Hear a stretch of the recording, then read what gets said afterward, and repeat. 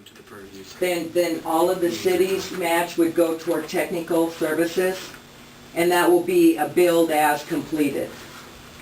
So the grant is actually anticipated to go for 2 years is the normal contract timeline, but shouldn't even need to, the billing for the first, for the city's cash match probably won't even come through until next fiscal year, July 1st.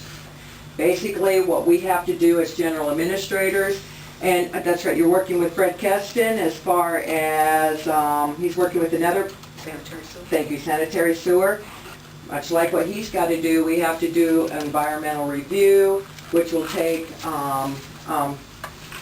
basically, he's got some of it written, which is great, but it'll take a publication, request to release funds, we'll have to do SHPO notices, et cetera, just to get the groundwork done. And I don't think the city has even received a contract from the state yet for the grant, have you?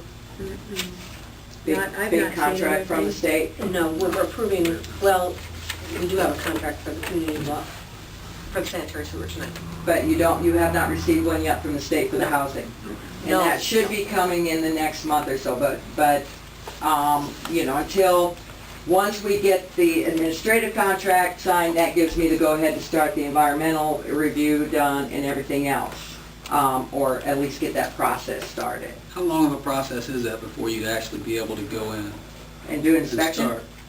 start? We are going to, we have started the application process, and this might be just a little bit ahead of time because we don't have those contracts signed, but this is a little bit of general knowledge for you.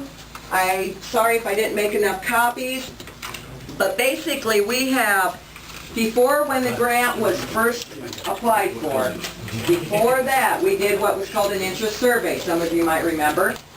We send out a letter to every resident in the city, and those that responded that they were interested in an owner-occupied rehab program, what we did was we plotted them out on a city map. And then we tried to incorporate as many of those responses in one area, and we ended up, if you look on the second page, a booth. We got a booth for a targeted area. Can I ask who we was? It was the city administrator and Jason. I originally wrote the app a year or so ago, and we had a Jason from our office, or it's not Jason, Chad from our office, worked with, I just lost his name. Jeff. Thank you. Worked with Jeff on redoing the application, trying to make it a little bit stronger. And so it was Jeff and Chad, and I don't know where or to who they went, but basically that's what happens is you plot it and you try and get as big of a targeted area as possible. The size of Sac City, we tend to rank a little bit higher if there is a targeted area because of the size of the population, because the state would like to see an impact on the area, because they think that, 10 houses done citywide won't make as big of an impact as 10 houses in a targeted area. But we wanted to include as many people as possible. So we tried to make the area as big as possible to pass through the ranking system when they looked at the application. So that is what happened is that the targeted area was developed, and then the application was updated to incorporate any information specifically for that area. So we ended up with this application. We ended up with all of the responses from the survey. As soon as we got word of the award, we went ahead, trying to keep things moving. We sent out an application to everybody who had responded to that survey that is in the targeted area. We said, okay, now you can apply formally. We also put it in the paper and said anybody else can apply as long as we receive that application by May 15th. we will consider you, okay? Yeah, Any- outside the targeted area, you mean? Huh? Oh, I mean, inside targeted area. Inside who targeted did- areas. Who did not respond or respond, okay. But we are going to try and help anybody that is outside the targeted area. We have other small programs, so I just want you to know that sometimes, you know, at least these people aren't, you know, too bad you're not in the right area, better luck next time. We are hoping to receive a grant, at least that will help some people with a $4,500 grant. I hope to hear that at the end of May. It's for our whole 6-county area, not specifically for Sac County or Sac City, but those people will have a chance. At those that don't get in the program or those that aren't in the targeted area, if they are eligible and qualified, then we will definitely consider them for that $4,500 grant.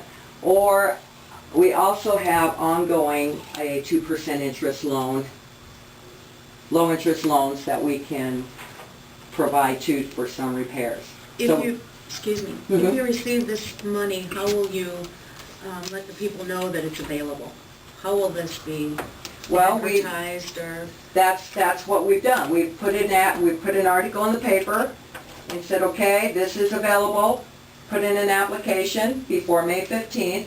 We responded to everybody that did respond to our survey. So right now, that was our first phase of publication. Okay, what about if the extra money is received and you are able to go outside the targeted area, do you do the same thing? We are already considering those for the extra money. Okay, We will. okay, I mean, you know, we, okay. that's an ongoing, that's our region-wide grant I try and get once or twice a year. But there will be other probably publication that say loan grant available. Well, everybody will only see grant, but, you know, we try and keep it advertised pretty well. Once we get those applications, I mean, we're verifying them now. We're doing income verification. What we will do is if they're income eligible, they're in the targeted area, then we're going to rank them. They're going to be ranked. If they're senior citizens, they get a point. If they're handicapped, they get a point. If they have children under the age of 6, they get a point. Depending on how low of income they are, they will get a point. If they have assets, so much for assets, then they were deducted a point. If they have a lot of assets, they're deducted 2 or 3 points.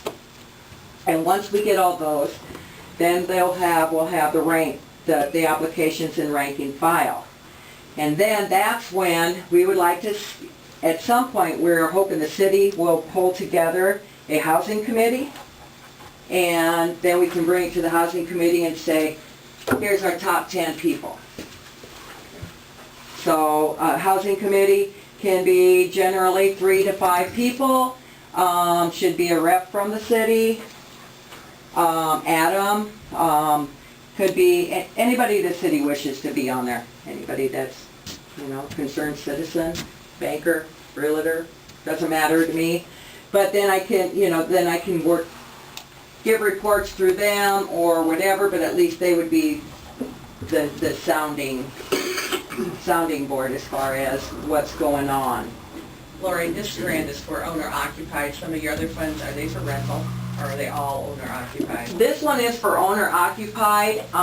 Somebody that owns their house or is buying their house, cannot be on contract, cannot be a life estate, and cannot be in the floodplain. But if there is anybody that is interested in rental rehab, we do have internal programs for that, low interest loans, or if they want to develop rentals, I can work with them on that. I got spreadsheets and stuff. But anyway, once we get the first 10 people, we will go out and we will do an inspection. Anybody from the city, if the city wishes, we can have somebody from the city go along to those inspections so they can see what's going on. We do the inspections. We inspect the house according to minimum rehab standards, the Iowa minimum rehab standards. So we look at the roof, the windows, the siding, the foundation, the heating, plumbing, the electrical. We try and bring it all up, and there are things we look at. We look for longevity for the house, energy efficiency,